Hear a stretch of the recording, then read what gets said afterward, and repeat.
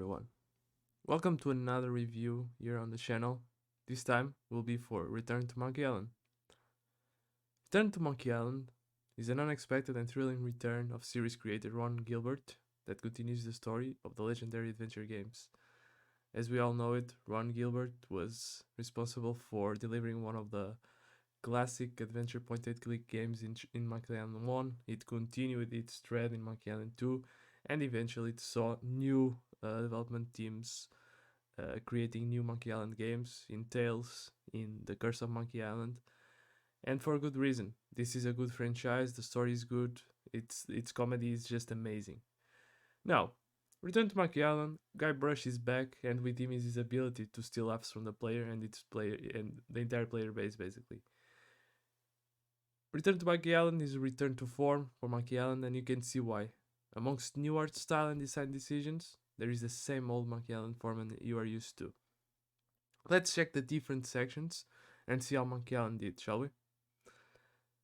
NPCs and characters.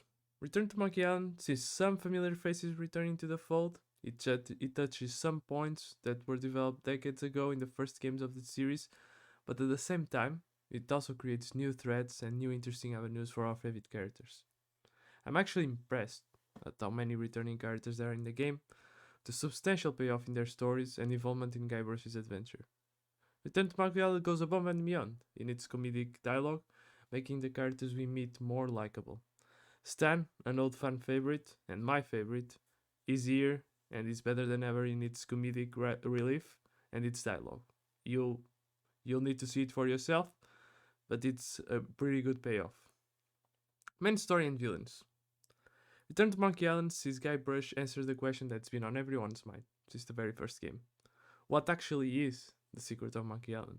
Nobody knows, right? And as with any Monkey Island game, LeChuck is there to annoy and get annoyed at every step of Guybrush's journey. At times, it feels like the narrative plays it safe and touches on some of the old plot threads of the past, but new characters and Guybrush's innate ability to make one laugh carries the plot ever forward to its conclusion. I have some thoughts on the ending, and although I won't mention any spoilers here, I can say it's quite controversial and will lead to diverging opinions. In terms of its graphics and art style, Return to Monkey Island sees an uncharacteristic switch to its art style, in almost every way possible. This is probably the most controversial topic about the new Monkey Island, but I'll give some of my thoughts. Even though the old art style was amazing, I think it might be harder to replicate in today's day and age, and perhaps even more costly for the devs to do it. The switch makes sense, and I think it has its own charm. At first it will feel a bit confusing and weird, but pretty quickly I can attest that the player will get used to it and even enjoy it. I think it's pretty unorthodox and not seen before, so it has a great impact on the player's view of the game. In my view, I think it brings more of the world and characters to life, whilst also giving the same old point-and-click art style that you are used to. I think player just needs a bit of time to sink in the art style, and I think it clicks after that, really. In terms of its sound effects and music, there's not much to say here. Return to Monkey Island was always a favorite to me in terms of its tracks. Still remember the old tunes, and as soon as you open the game, that same Monkey Island track will start playing and you will remember the good old times. There is no better feeling than that. I don't think these sections needs to be stretched out or spoken in too much detail. Music brings in classic tracks and knows the right time to play it in order to make the player feel nostalgic. In terms of its gameplay, UI and difficulty, a cleaner UI, a fantastic int system, and a variety of options in the gameplay sees Return to Monkey Island, making some changes to its system, but at the same time also improving them. Whilst the many puzzles that the game offers throughout its 15-hour each playtime are intricate and well thought, they lack some of the difficulty that Monkey Island players are used to. I'm looking at Monkey Island 2 for example. This is one step back that should not influence most of the player's base buying decision, but that could have been avoided, for sure. The devs tried to remediate this shortcoming by adding a harder difficulty with more puzzles involved to achieve a task. And while that sounds good on paper, the lack of difficulty in these new puzzles can only serve to pad the game length further without any challenge.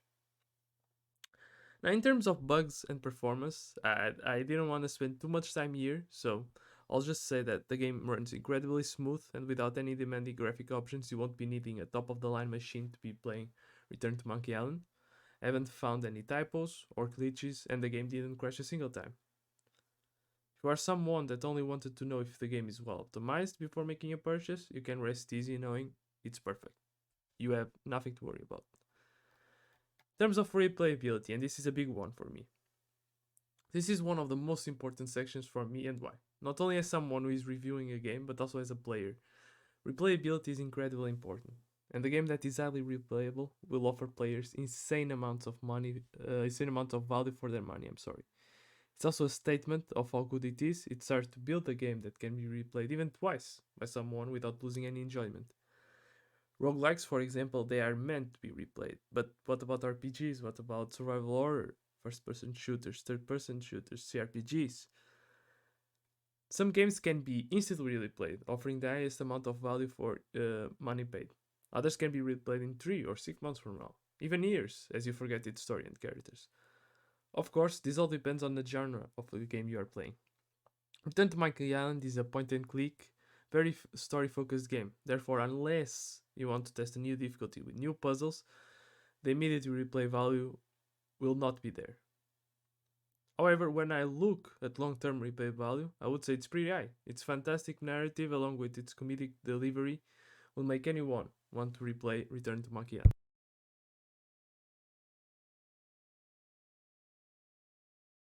Now, for its upsides and downsides, to bring the review to a close.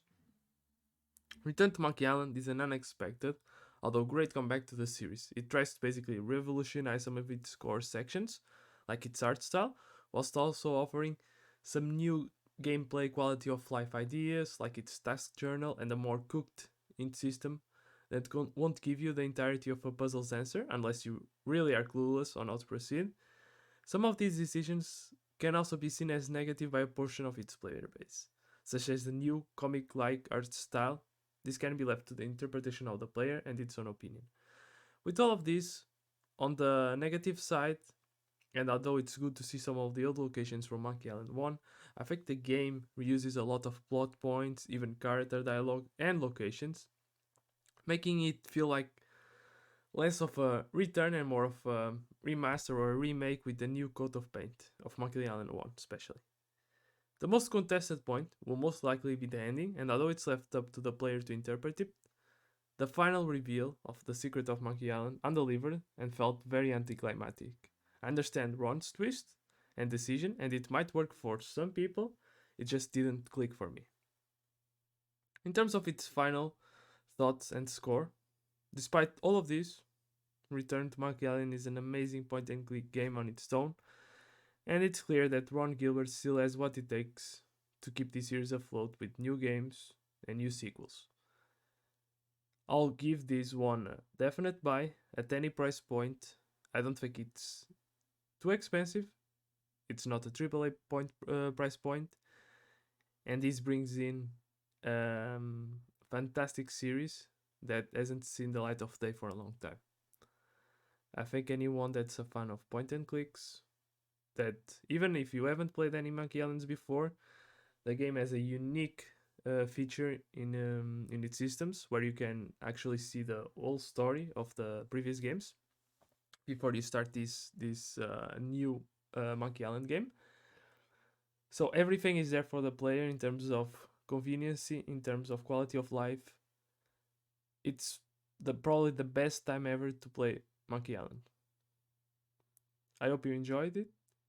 Give me any feedback that you have, any cool ideas, what you didn't like, what you liked in terms of the review format. I'm also always changing it, trying to improve, and at the same time growing in the YouTube sphere and Twitch.